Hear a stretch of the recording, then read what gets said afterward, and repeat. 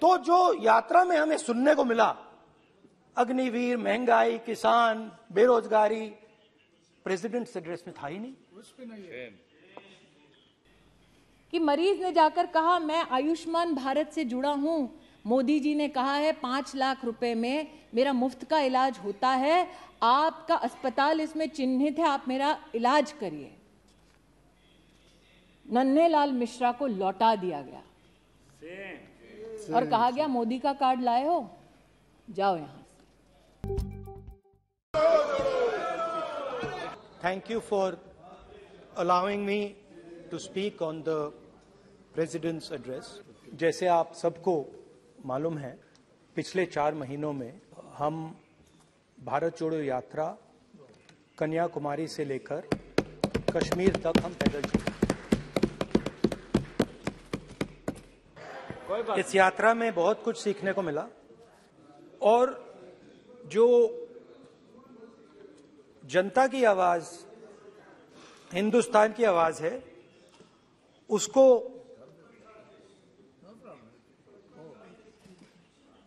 गहराई से सुनने का मौका मिला।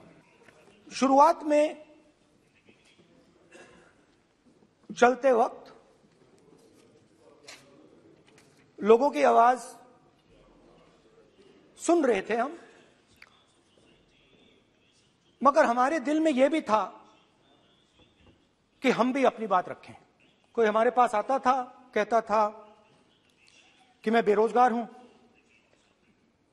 और हमें लगता था कि नहीं, हमें कहना चाहिए कि तुम बेरोजगार क्यों हो, कारण क्या है। उसमें हम विपक्ष का रोल भी प्ले कर लेते थे। मगर थोड़ी देर चलने के बाद एक बदलाव आया और जो हमारी आवाज थी, जो ये डिजायर था बोलने का कि भैया बेरोजगारी इसलिए है, महंगाई इसलिए है, वो बिल्कुल बंद हो गई। क्योंकि हमने इतने लोगों से बात की, मतलब हजारों लोगों से बात की, बच्चों से, बुजुर्गों से, महिलाओं से, माताओं से, बहनों से, कि थोड़ी देर बाद ये बिल्कुल आवाज बंद हो गई।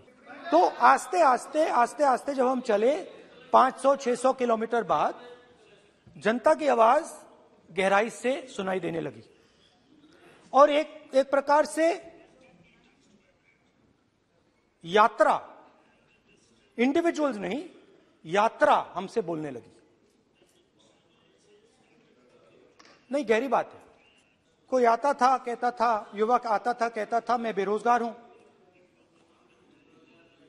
हम सवाल पूछते थे, क्या पढ़ा आपने? इंजीनियरिंग की, अब क्या करते हो? कोई कहता था मैं बेरोजगार हूं, कोई कहता था मैं उबर चलाता हूं, कोई कहता था मैं मजदूरी करता हूं। किसान आए हजारों, प्रधानमंत्री बीमा योजना की बात की कि हम पैसा भरते हैं, तूफान आता है, आंधी आती है, पैसा गायब हो जाता है। किसानों ने यह भी कहा कि हमारी जमीन छीन ली जाती है, हमें सही रेट नहीं मिलता, जमीन अधिग्रहण बिल जो था वो लागू नहीं होता। आदिवासियों ने कहा, वनवासियों ने नहीं, आदिवासियों ने, कि जो ट्राइबल बिल में हमें दिया जाता था वो आज छीना जा रहा है। तो बहुत सारी चीजें हमको सुनने को मिली, मगर मेन थ्रस्ट, अगर मैं कहूं, मेन थ्रस्ट बेरोजगारी, महंगाई और किसान। उसमें एमएसपी थी, उसमें बीज की समस्या थी, किसान बिल की समस्या थी। अच्छा, अग्निवीर की भी बात की लोगों ने। आपने अभी बोला कि अग्निवीर देश को फायदा पहुंचाएगा, मगर हिंदुस्तान का युवा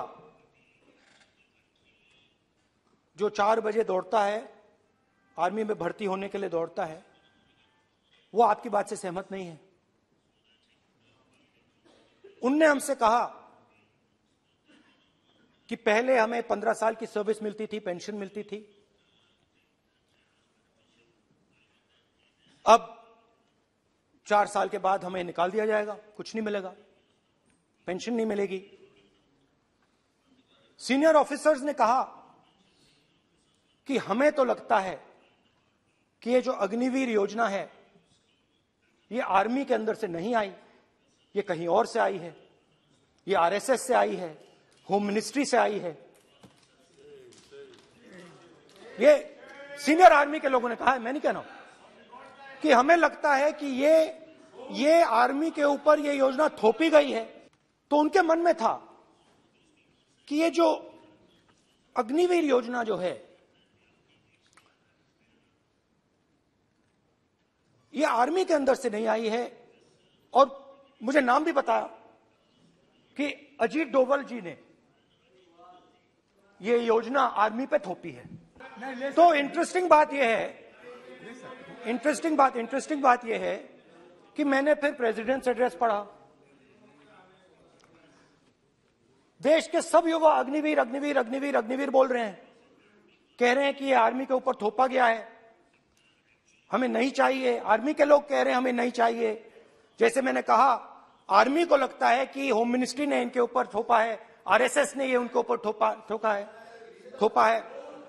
तो ये आवाजें आ रही हैं। प्रेसिडेंट्स एड्रेस में बहुत सारी चीजें बोली गई। अग्निवीर के लिए एक लाइन थी, एक शब्द, एक बार अग्निवीर शब्द का प्रयोग किया गया, और वो भी अग्निवीर योजना हमने दी, उससे ज्यादा कुछ नहीं बोला। कहां से आई, कौन लाया, किसको फायदा होगा, ये नहीं बोला। बेरोजगारी शब्द ही नहीं था उसमें। आपने देखा होगा, बेरोजगारी शब्द ही नहीं था प्रेसिडेंट एड्रेस में। महंगाई शब्द ही नहीं था। तो जो यात्रा में हमें सुनने को मिला, अग्निवीर, महंगाई, किसान, बेरोजगारी, प्रेसिडेंट एड्रेस में था ही नहीं। तो ये मुझे थोड़ा अजीब लगा कि जनता कुछ कह रही है और प्रेसिडेंट एड्रेस में कुछ और सुनाई दे रहा है। ये अनुमति मैंने आपसे इस आधार पर मांगी, इस सोच को प्रतिबिंबित करने के लिए मांगी कि अमृत काल में जॉइंट सेशन को पहली बार आदिवासी समाज से आई एक महिला ने संघर्षों के बाद महामहिम राष्ट्रपति के पद पर आसीन हो, हम सबको अपने आशीष वचन दिए। मैं उसके लिए सर्वप्रथम उनका आभार व्यक्त करना चाहती हूँ और महामहिम राष्ट्रपति जी से कहना चाहती हूँ आपके माध्यम से कि वो ना सिर्फ आदिवासी समुदाय का, ना सिर्फ महिलाओं का, बल्कि पूरे राष्ट्र का गौरव है। मैं आज इस सदन में एक सांसद को सुन रही थी जिन्होंने अपने भाषण की शुरुआत ही इन शब्दों से की कि वो महामहिम राष्ट्रपति जी के अभिभाषण का विरोध करते हैं। और महामहिम राष्ट्रपति जी के इस उद्बोधन में, अभिभाषण में मात्र 2-3 बिंदुओं पर मैं अमेठी की सांसद के नाते भी आपकी अनुमति से आभार व्यक्त करना चाहती हूँ। हम सब इस बात को जानते हैं कि एक सदस्य ने यहाँ चुनाव का उल्लेख किया कि एक चुनाव से पहले एक बहुत ही प्रचलित इंटरव्यू था जिसमें विमेन्स एम्पावरमेंट की बार बार बात हुई, लेकिन वो शब्द धरती पर कितने फलीभूत होते हैं उसका मैं एक प्रमाण यहाँ देना चाहती हूँ। 2009 से लेकर 2014 तक देश भर में सिर्फ 19 लाख सेल्फ हेल्प ग्रुप्स को भारत सरकार से सहायता मिलती थी। मोदी सरकार में ये संख्या बढ़कर अब 81 लाख हो गई है।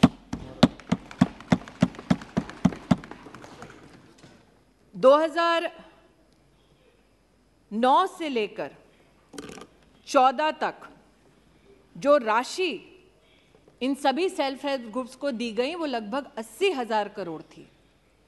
लेकिन मोदी सरकार में 2014 से लेकर 2022 तक ये राशि बढ़ाकर 4,93,000 करोड़ रुपया की गई। निशिकांत जी का आज मैंने भाषण सुना, वो मैजिक ऑफ नंबर्स की बात कर रहे थे। 50 लाख से लेकर 90 करोड़ की यात्रा का उल्लेख कर रहे थे। अब हम संसदीय क्षेत्र जो मुख्यतः ग्रामीण है वहाँ से हैं, एक मैजिक वहाँ भी हुआ। और महोदय, आपकी अनुमति से निशिकांत जी ने आज कहा वो सब ऑथेंटिकेट कर सकते हैं, कुछ कागज मैं भी लाई। 1981 में एक फाउंडेशन ने, जो काफी विख्यात है अमेठी में, उन्होंने लगभग 40 एकड़ जमीन ली और वहां की सरकार से कहा, तब सरकार किसकी थी, जो इतिहास के विद्यार्थी हैं वो भलीभांति जानते हैं, उसकी प्रति मेरे हाथ में है। वहां पर यह कहा गया कि आप जमीन दे दो 40 एकड़ हमें और हम अमेठी की गरीब जनता के लिए एक मेडिकल कॉलेज बना देंगे। अब 40 एकड़ जमीन का मैजिक 623 रुपए में।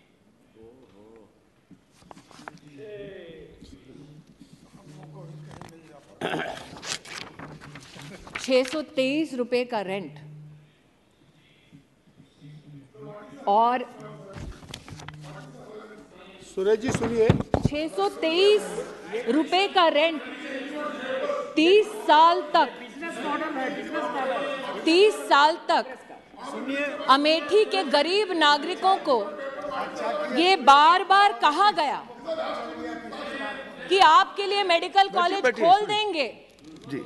लेकिन आज अगर कोई अमेठी गया है तो जानेगा कि जिस धरती पर वो कॉलेज खोलने की बात कर रहे थे, उस पर उस परिवार ने अपने लिए गेस्ट हाउस बनाया।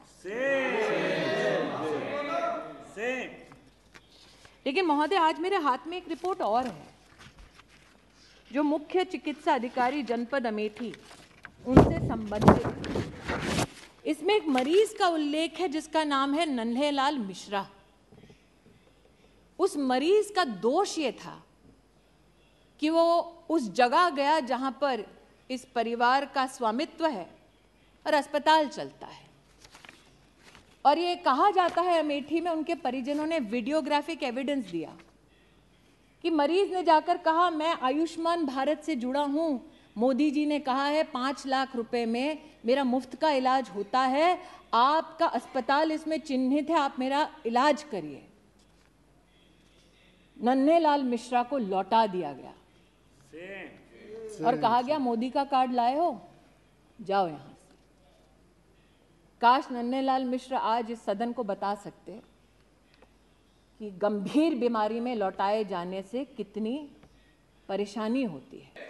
आज जिस लोन की ये बात करते हैं, जब इनकी सरकार थी तो मात्र 100 करोड़ का लोन इन्होंने दिया अपनी सरकार में। मोदी सरकार ने माइनॉरिटी में 21,000 से ज्यादा छात्रों को 280 करोड़ रुपया से ज्यादा पैसा दिया।